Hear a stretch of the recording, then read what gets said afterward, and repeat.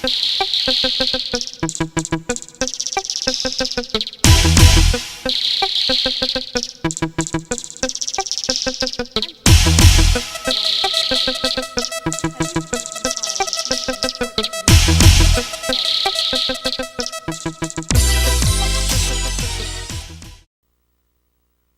Terry Scott Mitchell, Water is Your Body consultant. I recently compiled a few important news reports that affect all of us. Reports that expose the recent and continuous outbreaks of salmonella poisoned and the deadly E. coli virus that is sweeping the nation. Massive salmonella outbreak. The Centers for Disease Control said today it had sickened more than 800 Americans. The Food and Drug Administration says that it is no longer certain contaminated tomatoes are really to blame. Louise Schiavone has the details. Gone is the confident assertion from the Centers for Disease Control that a growing salmonella outbreak is linked to tomatoes. A lot of times vegetables are all eaten together, and trying to trace back one or more of the items in theory could provide the answer, but the trace backs are very difficult, so it's hard for the trace backs to provide an answer. So we continue to keep an open mind about the possible source of this outbreak. The list of confirmed cases is up to 810, with almost 100 requiring hospitalization. The outbreak spreads across 36 states and the District of Columbia. Texas and New Mexico are the hardest hit, with 342 cases in Texas, 85 in New Mexico.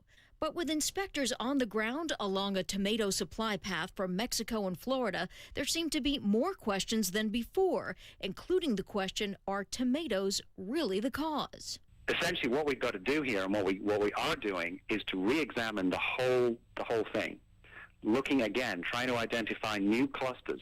The FDA says it has been in a dialogue with tomato growers, but the growers we spoke with were surprised by the government's expressed doubts about the source of the salmonella outbreak.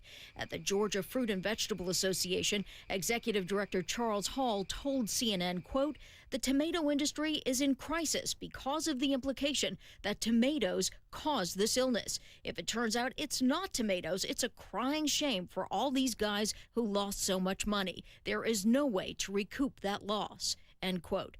This year, tomatoes in Georgia are selling at literally half their usual price, and the California Tomato Council believes that nationwide, losses could be $100 million. Kitty, FDA inspectors, together with regulators in Mexico and Florida, have been visiting growers and distributors. The FDA has collected some 1,700 tomato samples and not yet found a single case of infection. And officials say it's entirely possible they will not be able to find a smoking gun.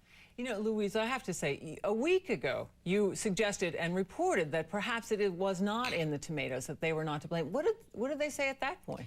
At the time, we asked the FDA and the CDC if it were possible that the source was not tomatoes and what were numbers 2, 3, and 4 on their potential culprits list. They said, oh no, our epidemiological examination of this, our surveys show that it's undoubtedly, it's no doubt, we believe that it is tomatoes. And today, when asked about the tomato salmonella outbreak, the CDC spokeswoman said, this is a produce outbreak. So it's very interesting how they've retreated. Still no answers, still no recall. What are the business implications here? It's just such a bad hit for the tomato industry.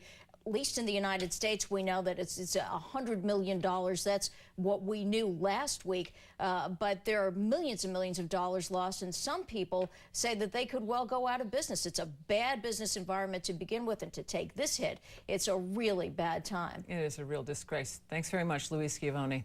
Well, time now for tonight's poll. Do you believe the FDA has any idea what is causing the salmonella outbreak that is sickening people around the country? Yes or no? Cast your vote at LouDobbs.com. We'll bring the results later in the broadcast. The Centers for Disease Control says contaminated beef is to blame for an E. coli outbreak in Michigan and Ohio. And so far, there are 33 confirmed E. coli cases. 17 of them are in Ohio, 16 cases reported in Michigan. Cincinnati-based Kroger supermarket chain has voluntarily recalled ground beef sold in those 2 states. What's happening to that produce? Well, starting tomorrow, the Food and Drug Administration will allow food growers to start zapping spinach and iceberg lettuce with enough radiation to kill E. coli and other dangerous germs. The move was prompted by several outbreaks of E. coli linked to raw produce. The FDA stresses the process leaves no residual radiation and no radioactivity in the food. Irradiation of meat has been permitted for several years now.